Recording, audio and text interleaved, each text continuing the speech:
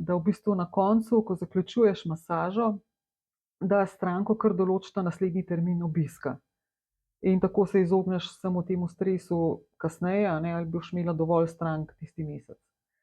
Se pravi, v enem dnevu poglej, koliko imaš masaž, razporedi si vmes pavze, odmore zase in tudi ta odmor naj bo dovolj dolg, da ti prideš k sebi, da se spočiješ, da odmisliš vse zgodbe, ki jih je imela prejšnja stranka, da se tudi fizično in psihično pripraviš, se pravi, kaj poješ, popiješ, greš na kavico, preden spet sprejmeš novo stranko, da se pripraviš na novo stranko, da veš, a je to nova stranka, imaš kakšen postopek, kako novo stranko sprejmeš, da se pripraviš in jo lepo sprejmeš. Tudi stranka bo to začutila, ti boš sproščena, pripravljena in umirjena. In tudi cela masaža, celoten postopek, ko je stranka pri tebi, bo izgledalo zelo umirjeno.